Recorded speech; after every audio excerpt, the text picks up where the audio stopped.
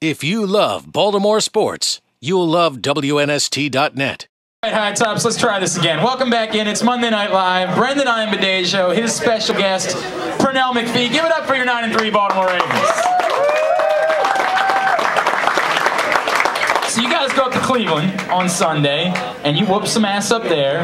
Is it good? Let me start with you, BA. Is it good so that nobody has to bother you with the... You guys always have letdowns when you go on the road after a big win. Is it nice to be able to say, yeah, how about that performance for you? Yeah, you know, it felt good to finally get that little monkey off our back, you know, finally beating a team that we should have beat and beating them the way we should have beat. Actually, we didn't beat them the way we should have beat them, but we still beat them pretty good.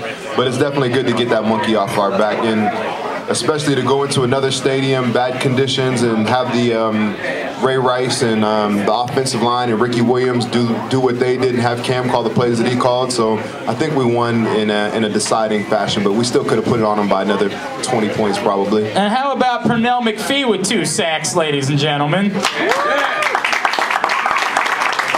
So did you do? I asked the same thing to Tori when he had the big day in St. Louis, Pernell. Was there any sort of like pregame ritual that you did differently this time? Was there any, you know, you ate a certain thing that you don't usually eat? Was there something that we can make sure you do before every game so that you're always getting 2 sacks in every game?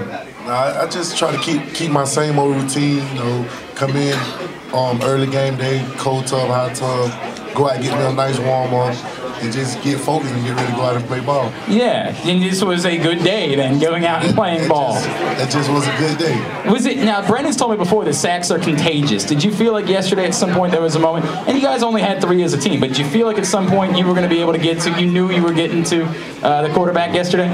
Well, I felt like a Wednesday when I watched film on the offensive line. They had some young offensive guard, so I had the opportunity to line up against him, and I had beat him one-on-one. Now, one thing I want to ask you guys, I know as defensive players, you often hear, we want to feed the horse, Ray Rice. And the offense yesterday runs 55 times a franchise record. As a defense, how much easier is that for you guys? Because you were barely on the field yesterday. I mean, that's the way you want it. You want your pass rushers fresh, and you want your defense rested, and when it's time to come in the game, you've just been sitting there chilling and you're ready to go. The more plays the defensive plays, the more worn down they're going to be. As you can see, we started hitting them, and we had 80 offensive plays. You know, by the end of the game, we're popping off 5 yards a play. At some point, Pernell, I thought you could have run the ball yesterday. It was so many open holes. You didn't start to think about, like, hey, give me a carry in here, did you? No, not really. You got to know your role, you know? Don't go outside of your role. What does he do? He rushes the passer, he stops the run, and then occasionally on kickoff return, he's going to go pop somebody. That's what he does. Pernell, did you ever play, what were the positions that you played besides defensive end in your entire football career? I played offensive tackle in high school. And how were you as a tackle? Were you a nobody got past you type of guy? I was like a Michael or Brian McKinney. Big man. I could see you being an imposing figure as a defensive end tries to come around you. You're just like, nah. Yeah, nah. I was too physical and aggressive for the high school defensive ends. So that was probably the same size in high school you are now. One of them kids was just always big. No, I was like, actually I was 210 coming out of high school. Oh yeah? Dang, I was bigger than you in high school. Not anymore though, BA. I'm going to be honest with you. I don't think you've got... You mentioned before going up against the tackles in practice every day. What's that like, the time that you spent going up against guys like Bryant McKinney and Michael Orr, how much has that helped you translating it to an NFL football field? It helped a lot because as I go up against them, they got 2 different styles of play. Brian McKinney, he's like a big, wide offensive tackle, so it's kind of hard to get around him. And Michael Orr kind of got more athleticism than him, so it'd be kind of fun, you know, and a lot of great experience going up against these guys. And not to mention, they like one of the 2 best offensive tackles in the game right now. Do you have like a competition or anything like that? Is there, you guys, I always love these types of stories where like, you ever have a day where you're just, if I can get around you, you gotta buy me lunch or something like that? You guys ever have anything like that? Nah, I just have a competition for myself where I never let a man block me one-on-one. So okay. Even in practice or during the game, if I'm ever lined up one-on-one with a guy, my thing is to beat him one-on-one. And BA is Pernell a rookie. He's got to buy lunch anyway, correct? Yeah, and tonight, unfortunately, is one of those nights for him where he's got to buy dinner for a lot of people. So yeah, after this, we're going to go downtown and have a nice front 7 dinner, and hopefully he went to the ATM. I thought it was always fried chicken. I thought that was the rule. You know, they got to bring chicken on the plane on Saturday, but they got to do that all the time. But then we have, you know, they're going to have a D-line dinner. Then, you know, you have a front seven dinner, and we'll probably have a defensive team dinner.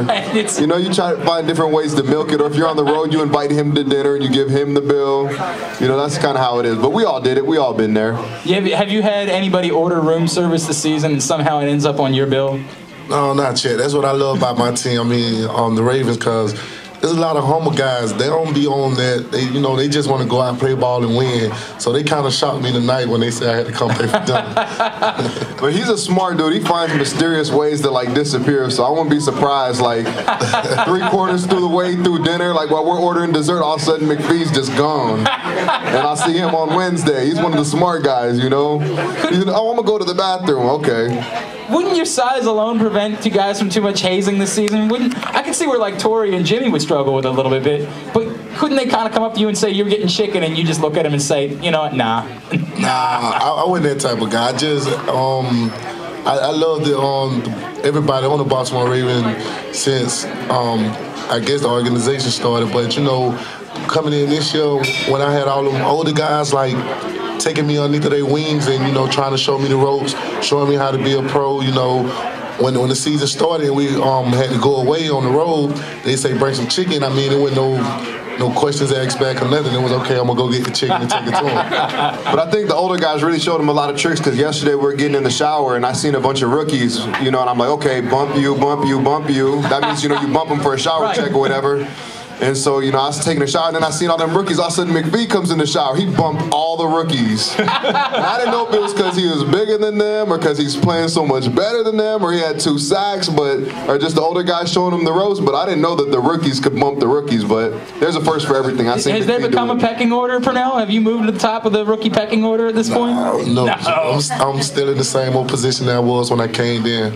So what were you thinking last night when you bumped those 3 rookies and took their place in the shower? What was your game plan going into that shower? I mean, all of them was out there talking to each other. You know, I barely talk, so I just walked right past all of them.